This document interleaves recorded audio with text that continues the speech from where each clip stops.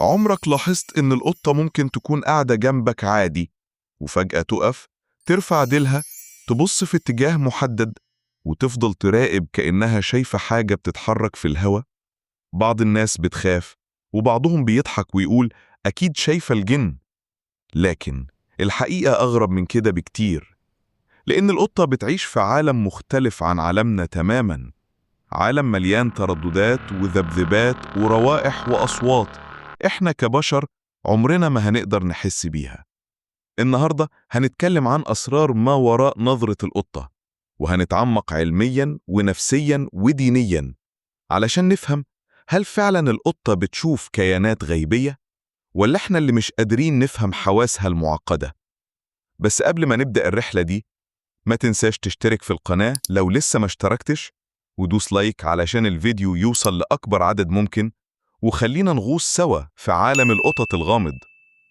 القطة بتشوف العالم بطريقة مختلفة تماماً عن البشر. في عين الإنسان نوعين من الخلايا في الشبكية: العصيات للرؤية الليلية، والمخاريط للألوان.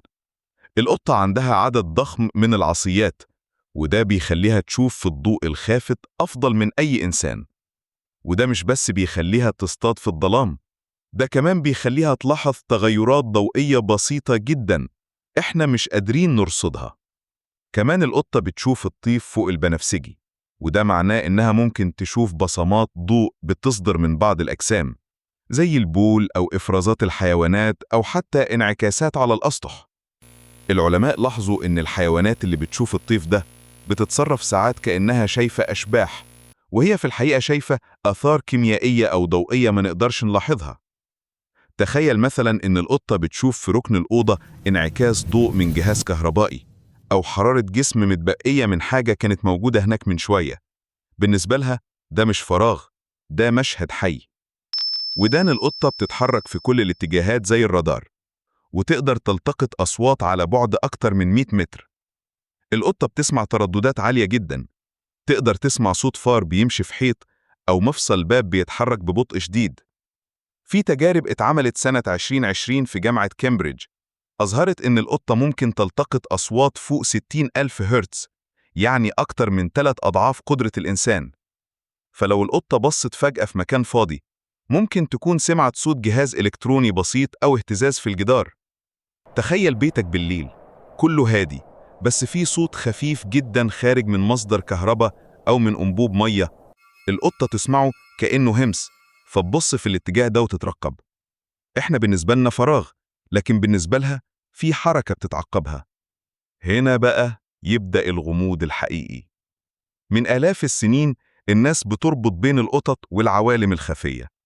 في مصر القديمة كانت القطة رمز للحماية والحدس، وكانوا بيعتقدوا إنها قادرة تشوف الأرواح. لكن هل في دليل علمي يدعم ده؟ في تجربة مثيرة حصلت في اليابان سنة 2018. العلماء حطوا قطط في غرفة فيها مجالات كهرومغناطيسية ضعيفة جدا، والنتيجة؟ القطط بدأت تتصرف بتوتر، وبعضهم بص في الاتجاه كأنه شايف حاجة حقيقية. ده بيأكد إن القطة بتحس بالتغيرات في الطاقة الكهرومغناطيسية، نفس النوع من التغير اللي بيخلي بعض الحيوانات تتنبأ بالزلازل. يعني لما القطة تبص في الفراغ، ممكن تكون حاسة بطاقة في المكان، مش شرط كائن غيبي. هل ده يفسر كل حاجة؟ لا، بس بيدينا مفتاح نفهم بيه سلوكها العجيب. في الإسلام القطط طاهرة ومحبوبة جدا.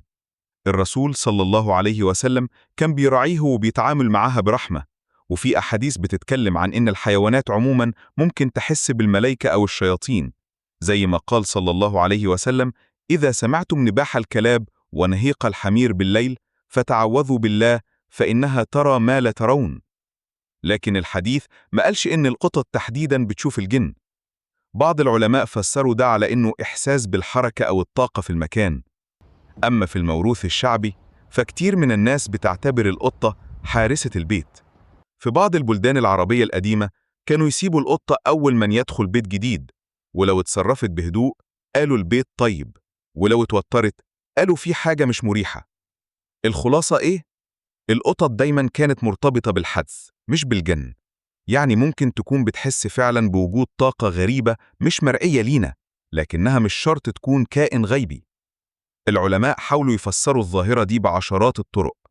قالوا القطة ممكن تتخيل أو بتحاول تصطاد خيال، لكن في حاجات العلم لسه مش قادر يفسرها، زي ليه في دراسات تصوير الدماغ النمط العصبي في مخ القطة بيتغير لما تبص في الفراغ، كأنها تشوف فعلا حاجة مش مجرد تتخيلها. العلماء في جامعة هلسنكي فنلندا استخدموا كاميرات حرارية ولقوا إن القطط بتركز في أماكن فيها تغير بسيط جدا في درجة الحرارة.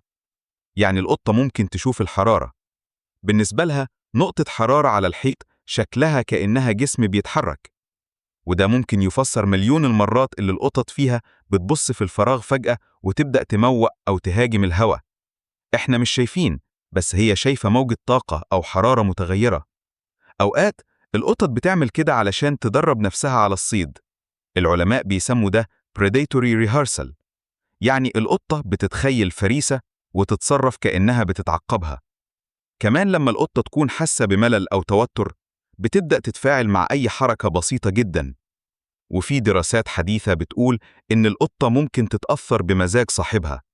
لو أنت متوتر أو مكتئب، القطة بتلقط طاقتك وتتصرف بشكل غريب، تبص في اتجاه معين، تموق أو تمشي بقلق.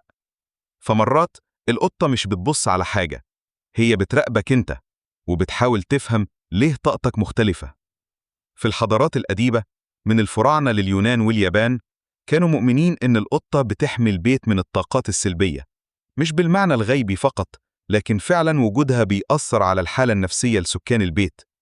في دراسات من جامعة هارفارد لقوا إن الأشخاص اللي عندهم قطط ضغط الدم بتاعهم أقل بنسبة 15% ومستوى التوتر أقل بنسبة 30%. وده معناه إن القطة فعلا بتنقل طاقة هدوء.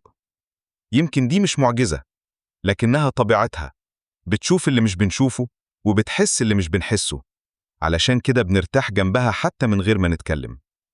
يمكن عمرنا ما نعرف بالظبط إيه اللي بيخلي القطة تبص فجأة في الفراغ. يمكن بتشوف حركة صغيرة أو طاقة أو حتى إحساس، لكن اللي أكيد إن القطة بتعيش بعينين مفتوحين على عالم أكبر بكتير من عالمنا. بتنساش تشترك في القناة وتفعل الجرس علشان توصلك حلقاتنا الجاية من سلسلة عالم الحيوان والوعي، ودوس لايك لو الفيديو فاجأك بالمعلومة. أشوفك في حلقة جديدة من لحظة وعي، دايما في أكثر مما تراه أعيننا.